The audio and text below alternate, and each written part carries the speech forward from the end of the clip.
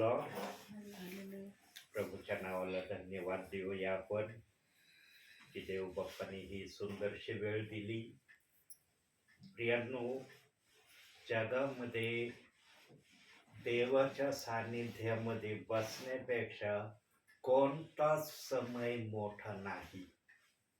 काय देव बाप्पाने हे विधान सेवकाच्या मुखातून प्रगट केलं, कारण या समयाला स्वतः देवबाप स्वर्गातून या ठिकाणी आलाय.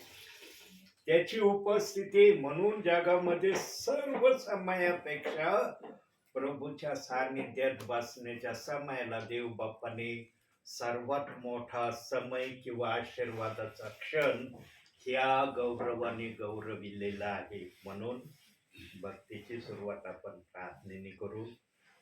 समीक्षा बाळ प्रार्थना करल. आपण प्रार्थना करू. पवित्र पवित्र पवित्र सेनाधीश परमेश्वरा, आकाश आणि पृथ्वी यांची उत्पन्न करते ईश्वराच्या, आतापर्यंत समज म्हणून तुला धन्यवाद देते. पैसे ख्रिस्त शिवाय तू आमच्या जीवनात जोडलेस म्हणून तुझे कोटी कोटी आभार मानते ईश्वराच्या. बाप्पा, पावसाळ्यात जो संदेश आणणार बाप्पा, तो आशीर्वादित कर बाप्पा. त्याची तोंडातून निघणारे शब्द आम्ही असे म्हणू की तूच सांगतोय बाप्पा संदेश. इथे बसले प्रत्येकावर तुझा विपुल आणि विपुल असा आशीर्वाद पाठव. तू म्हणतो जिथे दोघे किंवा तिथे मी उपस्थित आहे. आमचा असा विश्वास आहे की तू इथे उपस्थित आहेस. ही छोटीशी प्रार्थना ताना प्रभू येशू ख्रिस्त याच्या गोड आणि प्रेरणात केली म्हणून तो ऐक. आमेन. आपण एक छोटस कोरस गाऊ. कोरस गायल्यावर मग वाचनात जाऊ. आणि पुढच्या वेळेला ना जे आता गीत आपण गाणार आहेत ना सर्व मिळून, ते गीत पुढच्या वेळेला तुम्ही पूर्णपणे हे करायचं, माहिती करून घ्यायचं. त्या गीताला एकच चरण आहे, 2 चरण नाही, एकच चरण आहे. पण ते एक चरणाचं मला माहिती नाही. पुढच्या वेळेला तुम्ही त्या गीताचं एक चरण जे आहे ते पाठ करून ठेवायचं. कारण हे गीत आहे ना, जे आता आपण सर्वजण मिळून गाणार आहे, तुम्हाला येतंय, मला पण येतंय, ते काही नवीन गीत नाही. पण त्याचं चरण जे आहे ना, कडवं म्हणतो ना आपण, ते कडवं आहे ना मला माहिती नाही. आणि कडवं तर इतकं आशीर्वादित आहे. काही बहिणी गातात ना त्यावेळेला असं हृदयाला आणि अंगाला काटे उभे राहते, इतकं ते कडवं आशीर्वादित आहे. म्हणून आपण गाऊया आता ते गीत. ते गीत गायलं की मग आपण वचनात जाऊया. धन्यवाद के साथ स्तुति गाऊंगा, हे यीशु मेरे खुदा, उपकार है तेरे बेशुमार, कोटि कोटि स्तुति धन्यवाद. धन्यवाद के साथ स्तुति गाऊंगा, हे यीशु मेरे खुदा, उपकार है तेरे बेशुमार, कोटि कोटि स्तुति धन्यवाद. योग्यता से बढ़ के दिया है अपनी दया से तूने मुझे, योग्यता से बढ़ के दिया है अपनी दया से तूने मुझे, मांगने से ज्यादा मिला मुझे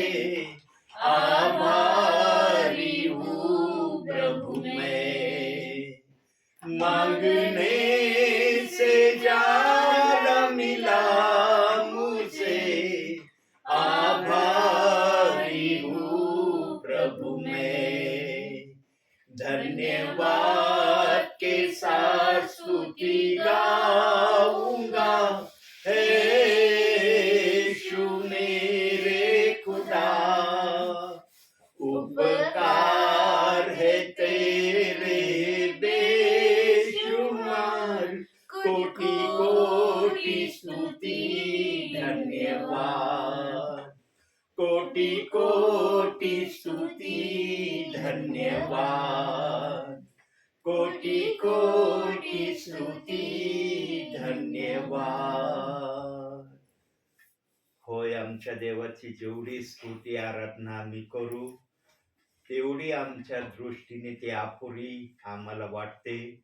परंतु देवबाप याच अपुऱ्या स्तुती आराधनेच्या द्वारे खुश आणि प्रसन्न होतो. प्रियांनो, लुसिफरला गोल्डन संधी स्वर्गामध्ये प्रभू परमेश्वराच्या संगती मिळत होती. परंतु जेव्हा लुसिफरच्या मनामध्ये अहमपणा आला, मीपणा आला, गर्व आला, तेव्हा त्याचं पतन झालं असं बायबलची वचन आम्हाला शिकवतं. प्रियांनो, आमच्यामध्ये गर्व हा कधीच नसला पाहिजे. आम्ही कधीच गर्वाने कोणत्याही गोष्टीला गर्वाने आमच्या जीवनामध्ये ठेवण्याचा कधीच प्रयत्न करू नये. लीन दीन नम्र जो प्रभूमध्ये राहतो तोच प्रभूच्या योग्यतेचा विश्वासू प्रभूच्या नजरेमध्ये प्रभू गणतो. जीवनामध्ये प्रियांनो, माणसाकडून सन्मान घेण्यापेक्षा देवाकडून सन्मानित होण्याचा नेहमी प्रयत्न करा. का देवबाप हे शब्द बोलत आहे? कारण मनुष्याकडून मिळणारा सन्मान तात्पुरता असतो, तेवढ्या घटिकेपुरता तो सन्मान असतो. परंतु प्रभूकडून जो सन्मान आम्हाला मिळतो ना प्रियांनो, तो सन्मान कधीही संपणारा नसतो. कारण प्रभूच्या नजरेमध्ये आम्ही आदराचे पात्र झालेलो असतो. आणि जे देवाच्या नजरेमध्ये आदराचे पात्र होतात ना प्रियांनो, ते कधी देवाच्या नजरेमध्ये नापसंतीचे पात्र कधीच होत नाही. शिडी माहिती ना तुम्हाला? किती जणांनी शिडी पाहिली ना? शिडी कशी असते? 1 2 3 4 5 6 7 मग 10 पर्यंत असतात, 15 पर्यंत असतात, काही शिड्या 20 पायऱ्यांपर्यंत असतात.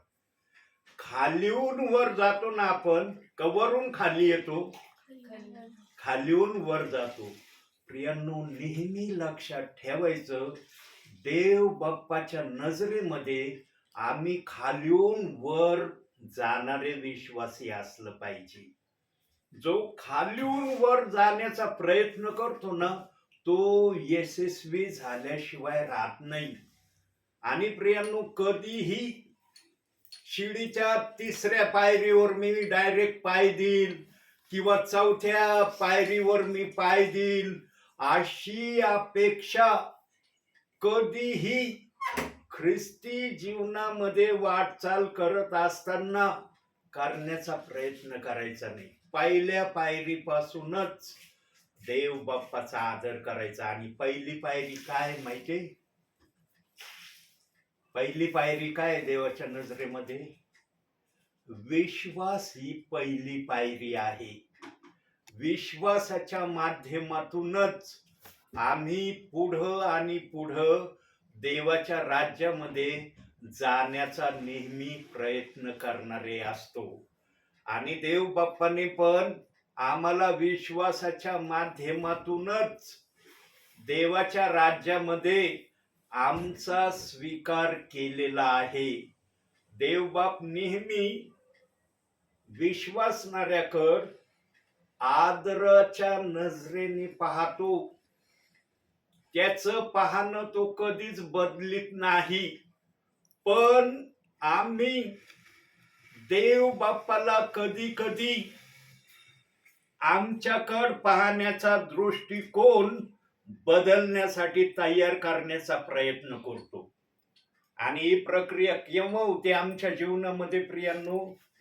जेव्हा आम्ही प्रभूच्या इच्छेप्रमाणे आमच्या भावी जीवनामध्ये वागण्याचा प्रयत्न करत नाही, तेव्हा देव बाप्पाच्या नजरेमध्ये आम्ही आदराऐवजी नापसंतीचा होण्याचा मार्ग करीत असतो. प्रियांनो, देव बाप्पाने आम्हाला जेव्हा त्याच्या राज्यात घेतलंय ना, स्वर्गापर्यंत तो विश्वासी आला पाहिजे या हेतूने देव बाप्पाने आमचा स्वीकार त्याच्या नावामध्ये केलाय. पण आम्हाला त्या मार्गापर्यंत जाण्यासाठी बायबलच्या मार्गदर्शनाशिवाय दुसरा कोणताच पर्याय देव बाप्पाने ठेवलेला नाही. हा ज्यांना लिहिता वाचता येत नाही त्यांना ऐकण्याच्या माध्यमातून स्वर्गापर्यंत जाण्याचा रस्ता आहे, परंतु ज्यांना लिहिता वाचता येतं त्यांना बायबल वाचणं हे नियमितपणे नियमकारक असा आहे. पण आजच्या समयामध्ये काही प्रियजन बायबल आजही वाचण्याचा कंटाळा करत असताना माझ्या प्रत्ययास आलेला आहे. प्रियांनो, कमीत कमी आम्ही अंतिम समयामध्ये तरी देवाच्या इच्छेप्रमाणे होण्यासाठी स्वतःला तयार करण्याकडे जास्तीत जास्त लक्ष देण्याची आम्हाला गरज आहे. प्रियांनो, आमचं तारण आहे ना, तारण जे म्हणतो ना, आमचं तारण झालं, चांगली गोष्ट आहे. तारण होणं वाईट गोष्ट नाही, पण त्या तारणाला टिकवणं अत्यंत गरजेचं आहे. ते तारण जर आम्ही टिकवू शकलो नाही तर मग आमच्या भावी जीवनामध्ये आम्हाला चालत असताना खूप अडचणीचा सामना करावा लागेल. हे आम्हाला आमच्या ख्रिस्ती जीवनामध्ये वर्तन करत असताना अनुभव येईल. म्हणून प्रियांनो, देव बाप्पाने आमचं तारण जर केलेलं आहे तर आम्ही त्या तारणामध्ये सदैव स्वतःला सुरक्षित ठेवण्याचा प्रयत्न योग्य त्या रीतीने करण्याचा निश्चय केला पाहिजे. आणि या गोष्टीला कृतीमध्ये साध्य करण्यासाठी आम्हाला एक गोष्ट करणं फार गरजेचं आहे, आणि तीच गोष्ट आम्ही बायबल मधून वचनातून पाहणार आहोत. आणि हेच वचन आज आपलं संदेशाचं आहे. काढूया याकोबाचं पत्र 4 अध्याय 10 वचन. एक 5 मिनिटं या वचनातून आपण बोलूया, मग आपण प्रार्थनेत जाऊ. याकोबाचं पत्र 4 अध्याय 10 वचन.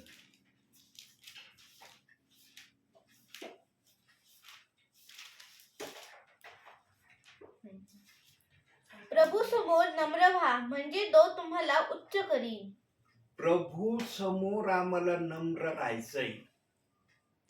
प्रियांनो, जो विश्वासणारा, जो सेवक प्रभू समोर नम्र असतो ना प्रियांनो, तो इतरांबरोबर नम्र राहिल्याशिवाय राहत नाही. पण ज्यांचं वर्तन प्रभूच्या नजरेमध्ये नम्र नाही ना, मग त्यांचं वर्तन मनुष्यासमोर पण तसं नम्र राहणार नाही. कारण आमचं सर्व काही आचरणाचा केंद्रबिंदू थोडक्यात सांगायचं झालं तर आमचा प्रभू आहे. आम्ही जर प्रभू बरोबर नीट असलो तर आमचं विश्वासणाऱ्यांबरोबर, इतर लोकांबरोबर आमचं वागणं ऑटोमॅटिक नम्र होईल.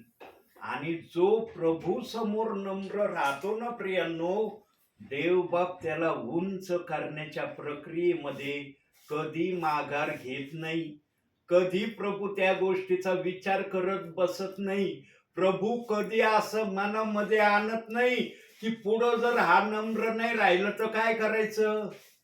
म्हणून प्रभू वचनातून नेहमी बोललेला आहे की जोपर्यंत तू माझ्या बरोबर योग्य त्या रीतीने चालशील तोपर्यंत मी पण तुझ्या बरोबर योग्य त्या रीतीने चालेल. ज्या दिवशी तू माझ्यापासून अयोग्य रीतीने वागण्याची प्रक्रिया करशील तेव्हापासून मी तुझ्याकडे दुर्लक्ष करण्याचा नेहमी प्रयत्न करेल. प्रियांनो, देव बाप्पाने आमच्याकडे दुर्लक्ष करावं, देव बाप्पाने आमच्या गोष्टी न ऐकण्याच्या प्रक्रिया कराव्या, या अनुषंगाचं ख्रिस्ती जीवन आम्ही कधीही जगण्याचा प्रयत्न करू नये. प्रियांनो, नम्र होण्यासाठी फार मोठं कष्ट करावं लागत नाही. प्रभूचे सांगन ते गपचूप ऐकायचं. आम्हाला ते करता जरी नाही आलं तर आम्ही प्रयत्न मात्र करत राहायचा. आम्ही शाळेत असताना आम्हाला जे शिकवणारे त्या काळामध्ये गुरुजी आम्हाला म्हणण्याची त्या वेळेस प्रथा होती आणि सक्ती होती की गुरुजीच म्हणायचं. सर म्हणण्याचा आम्हाला परवानगी नव्हती. आणि आम्ही इयत्ता 1ली पासून 4थी पर्यंत जेव्हा शिक्षण घेतलं ना, मला चांगलं आठवते की आम्ही गुरुजी शिवाय दुसरा शब्द शिकवणाऱ्या शिक्षकाला कधीच वापरला नाही. तर आम्हाला जे गुरुजी शिकवायला असायचे 4थी इयत्तेमध्ये, नेहमी फळ्यावर रोज एक सुविचार असायचा लिहिलेला.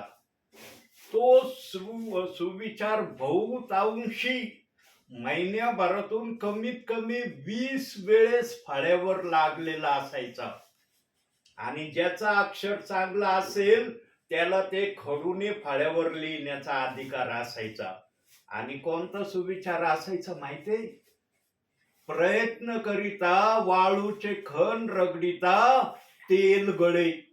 मी म्हणायचो, बाबा वाळू वाळू तेल कस काय निघून वाळूतून? वाळू एक साधारण कडक पदार्थ आहे, पण त्याच्यात तेल कस काय येतं? त्याच्यात तेल कस काय तयार होतं? प्रियांनो, जेव्हा आम्ही लहान असतो ना तेव्हा आमचे विचार पण लहान असतात. आम्हाला समजत नाही की हे कोड्यामध्ये लिहिलेलं वाक्य आहे, पण याचा शब्दशः अर्थ असा आहे की तुम्ही कठीणातल्या कठीण कामामध्ये जर हात घातला आणि विश्वासाने ते काम करण्याकडे लक्ष दिलं तर ते काम तुमचं झाल्याशिवाय राहणार नाही. हे त्या सुविचार लिहिलेल्या फळ्यावर असायचा, त्याचा शब्दशः अर्थ असायचा. पण आम्हाला समजत नसल्यामुळं मी तर गोंधळून जायचो, म्हणायचो वाळू तेल कस काय निघणार? वाळूत काय तेल लपलेलं असतं का? मग ते गळायला सुरुवात होती वाळू रगडल्यावर. प्रियांनो, जीवनामध्ये सुधारण्याचा सर्वात मोठा पर्याय आणि उपाय काय आहे माहितीये? आम्ही प्रत्येक गोष्टीला ना, जी गोष्ट आमच्यासाठी अत्यावश्यक आहे त्या गोष्टीला सिरियस मध्ये घेणं गरजेचं आहे. जो सिरियसली काही गोष्टी घेण्याचा प्रयत्न करतो ना आपल्या जीवनामध्ये, त्याला प्रभूमध्ये आनंदाने वागण्याची देव बाप एक संधी देतो. बघा, आणखी एक वचन आपण बघूया. 1 थेसलोनिकराचं पत्र 5वा अध्याय 18 पासून 20 पर्यंतचे 3 वचन वाचायचे. 18 पासून 18, 19, 20. सर्व स्थितीत उपकार स्मरण करा, कारण तुम्हाविषयी ख्रिस्त येशूमध्ये देवाची इच्छा हीच आहे. आत्म्याला विझवू नका, संदेशाचा धिक्कार करू नका, सर्व गोष्टींची पारख करा, चांगले ते बळकट करा आणि वाईटाच्या प्रत्येक प्रकारापासून दूर राहा. वाईटाच्या प्रत्येक प्रकारापासून देव बाप्पाने आम्हाला दूर होण्याचा बिना शर्तीचा आम्हाला एक मार्ग दाखविलेला आहे की तुम्ही वाईट जे तुम्हाला वाटतं ना की हे प्रभूच्या नजरेमध्ये योग्य नाही, त्याच्यापासून तुम्हाला जितकं दूर जाण्याची तुमची इच्छा असेल त्याच्यापेक्षा अधिक दूर जाण्याची मी तुम्हाला परवानगी देतो. पण आमच्या जीवनामध्ये देव बाप्पाचं उपकार स्मरण करणं, देवाची आठवण करणं, देवाच्या इच्छेप्रमाणे वागण्याच्या प्रक्रियेला आम्ही आमच्या जीवनामध्ये सतत ठेवायची गरज आहे. आणि खालच्या 19व्या वचनात सांगितलं, संदेशाचा धिक्कार करू नका. प्रियांनो, काही जणांना ना संदेशाचा धिक्कार करण्याची फार सवय असते. काही जणांनी ना, काही सेवकांना यांचाच संदेश मला पाहिजे, दुसऱ्याचा नको आहे. प्रियांनो, देवबाप कधी असं वागत नाही. ना विश्वासणाऱ्याशी वागतो, ना सिस्टरशी वागतो, ना सेवकाशी वागतो. फक्त देवाची एक इच्छा असते, या 3 प्रकारच्या दासांनी सेवा करणाऱ्यांसाठी देवबाप त्यांच्याकडून फक्त एका गोष्टीची मागणी करतो. काय मागणी करतो? तुमच्यामध्ये पवित्र आत्मा आहे का याची तपासणी करा.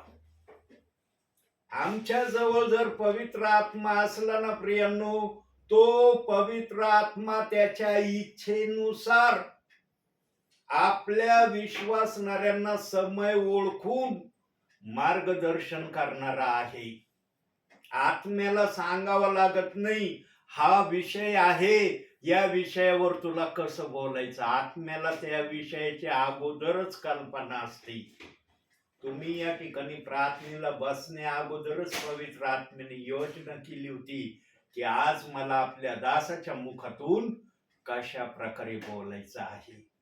कारण ज्या गोष्टी मला माहिती नव्हत्या, पण इथं आल्यावर मला समजलं की तुम्ही आज बिझी आहात, आणि बिझी असल्यामुळं आजची प्रार्थना पण आपण शॉर्ट आणि स्ट्रेट मध्ये घेण्याचं ठरवलेलं आहे. प्रियांनो, एवढीच देवबाप तुमच्याकडून आणि माझ्याकडून अपेक्षा करत आहे, आणि ती अपेक्षा प्रभूच्या आगमनापर्यंत प्रभू आमच्याकडे करत आहे की आम्ही नेहमी देव बाप्पाच्या आज्ञा पालनामध्ये राहिलं पाहिजे. आणि कोणताही दास येऊ, सेविका येऊ, ब्रदर येऊ, ते जे काही वचनातून सांगतील फक्त तुम्ही ऐकण्याची प्रक्रिया काळजीपूर्वक जर ठेवली ना, तर तुम्ही ऐकता ऐकताच देव बाप्पाचा आत्मा तुम्हाला सांगेल की आलेले देवाचे दास आत्म्यातून बोलत आहेत का बुद्धीतून बोलत आहे. प्रियांनो, आत्म्यातून बोलणारा सेवक, सेविका, ब्रदर निडरतेने बोलणारे असतात. ते कधी घाबरत नाही, ते कधी थरकाप करत नाही, त्यांच्या डोक्यात विचाराची चलबिचल झालेली दिसत नाही.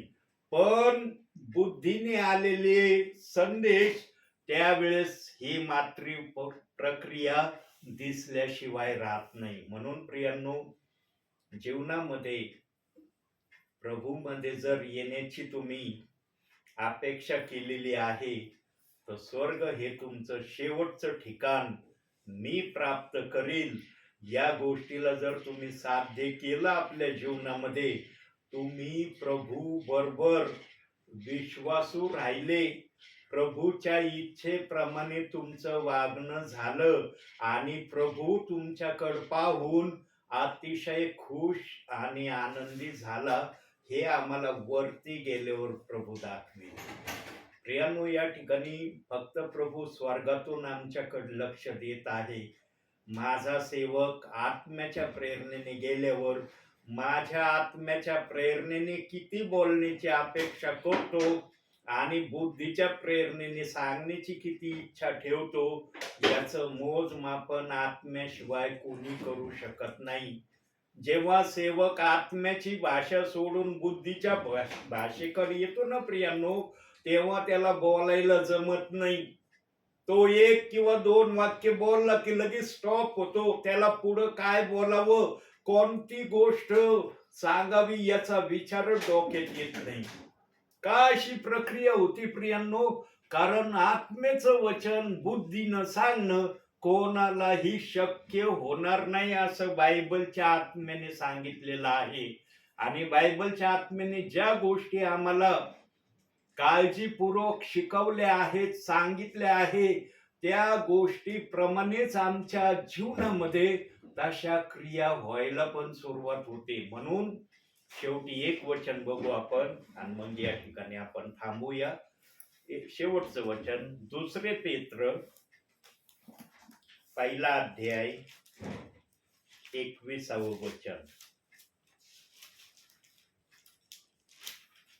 2 पेत्र 1 अध्याय 21 वचन.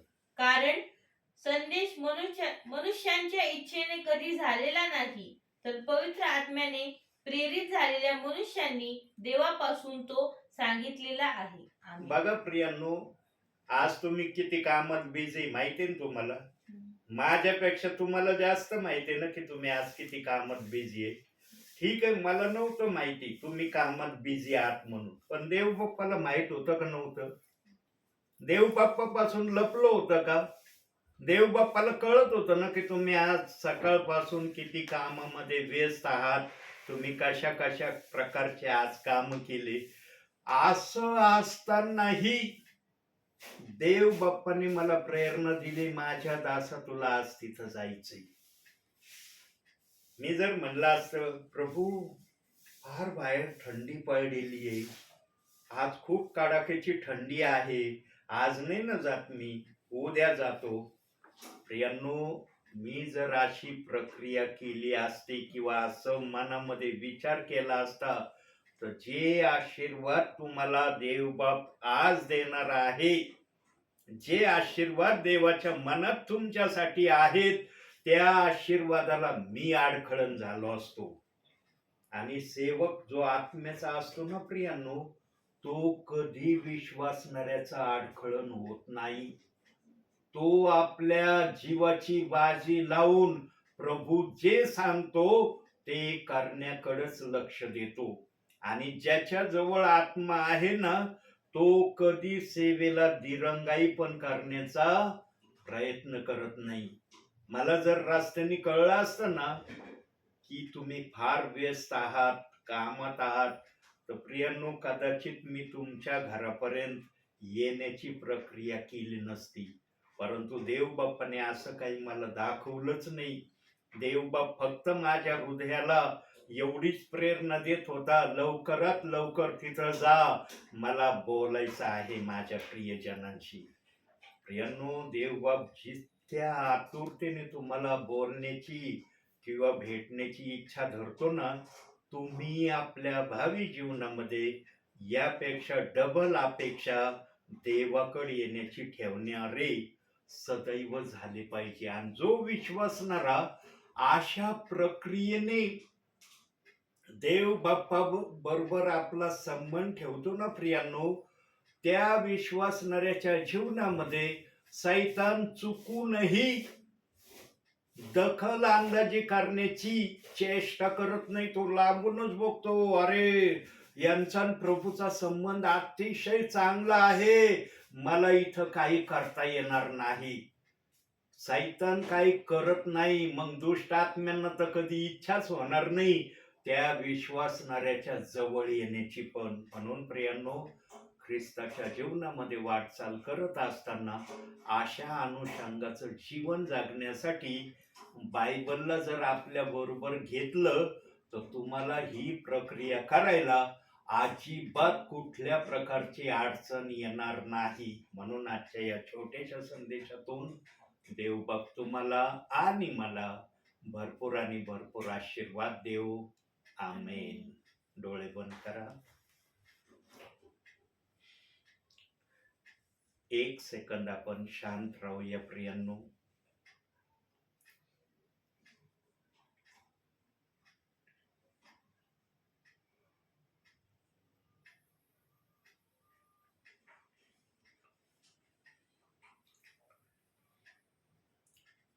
दिल की गहराई से स्तुति करूं, आराधना करूं,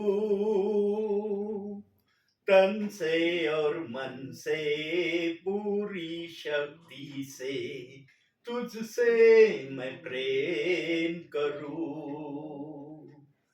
दिल की गहराई से स्तुति करूं, आराधना करूं, तन से और मन से पूरी शक्ति से तुझसे मैं प्रेम करूं। हे प्रभु यीशु, कितना प्यारा है तू। हे प्रभु यीशु, सबसे अच्छा है तू। प्रार्थना मैं तुझसे करूं, ओ मेरे प्यारे मसीहा। प्रार्थना मैं तुझसे करूं, ओ मेरे प्यारे मसीहा। मेरा ये जीवन तेरे काम आए, मेरा ये जीवन तेरे काम आए, यही है मेरी तमन्ना। प्रार्थना मैं तुझसे करूं, ओ मेरे प्यारे मसीहा। प्रार्थना मैं तुझसे करूं, ओ मेरे प्यारे मसीहा। ओ मेरे प्यारे मसीहा, ओ मेरे प्यारे मसीहा। शेवटची प्रार्थना आपल्यासाठी प्रेरणाताई करतील. आपण प्रार्थना करू. पवित्र पवित्र पवित्र सेनाधीश परमेश्वरा, आकाश आणि पृथ्वी यांची उत्पन्न करते ईश्वराचे बाप्पा, आतापर्यंत सांभाळलंच म्हणून मी तुला धन्यवाद देते. ओ ईश्वराने ही सुंदरची वेळ आमच्या जीवनात जोडलीस त्याबद्दल तुझे खूप खूप आभार ईश्वराच्या. ओ ईश्वराचे बाप्पा, ही भक्ती तुझ्याच आणि तुझ्याच नावात आशीर्वादित कर ईश्वराचे बाप्पा. ओ प्रभू ख्रिस्ता, आमच्याद्वारे तू उंचावले जा आणि तू गौरवले जा ईश्वराच्या. ओ प्रभू ख्रिस्ता, आम्ही जे वचन वाचलं ती समजण्याचा बुद्धी चातुर्य तू आम्हाला दे ईश्वराच्या. ओ प्रभू ख्रिस्ता, हा संदेश प्रत्येक जणांसाठी तू आशीर्वादाचा असा कर. ओ ईश्वराच्या बाळासाहेबांचं येणं जसं आशीर्वाद केलं त्यांचं जाणं देखील आशीर्वाद कर. ओ प्रभू ख्रिस्ता, वचन सांगत असताना त्यांना लागणारे ज्ञान बुद्धी चातुर्य तुझ्या ज्ञानाचे मंडळातून पुरव. ओ ईश्वराच्या, तू संदेश सेवा करत असताना ईश्वराच्या त्यांना आरोग्य तू दे ईश्वराच्या. हो प्रभू ख्रिस्ता, त्यांच्याद्वारे तू उंचावलं जा आणि तू गौरवलं जा. ओ प्रभू ख्रिस्ता, त्यांचा उपयोग तू तुझ्या वाढीसाठी करून घे ईश्वराच्या आणि हो दे तुझ्याच नावाचा गौरव. हो ईश्वराच्या बाप्पा, आमच्या सर्वांचं तारण करता, उद्धार करता आणि रक्षण करता तू. हो ईश्वर, बसल्या प्रत्येकावर तुझा आशीर्वाद स्वीकार बाप्पा. हो प्रभू ख्रिस्ता, पप्पा काम करत असताना त्यांना लागणारी शक्ती बुद्धी चातुर्य तू पुरव ईश्वराच्या. हो प्रभू ख्रिस्ता, आई मम्मी यांना तू सांभाळ ईश्वराच्या बाप्पा. आम्ही शाळेत जात येत असताना आम्हाला लागणार ज्ञान बुद्धी चातुर्य तू पुरव. हो ईश्वराच्या बाप्पा, जाणं येणं तू आशीर्वादित कर ईश्वराच्या. आमच्या सभोवती तू असू दे ईश्वराच्या. हो प्रभू ख्रिस्ता बाप्पा, प्रार्थना करते या रात्रीच्या समयाला जे आजारी असतील त्यांचं येशूच्या नावात आजार तू बरा कर. हो ईश्वराच्या बाप्पा, जे प्रवास करत असतील त्यांचा तो प्रवास सुखाचा कर आणि हो दे तुझ्याच नावाचा गौरव. ही छोटीशी प्रार्थना त्या प्रभू येशू ख्रिस्ताच्या गोड आणि पवित्र केली म्हणून देतोय. आमेन. हे आमच्या स्वर्गातील बाप्पा, तुझे नाव पवित्र मानले जाऊ, तुझे राज्य जसे स्वर्गात तसे पृथ्वीवर, तुझ्या इच्छेप्रमाणे हो.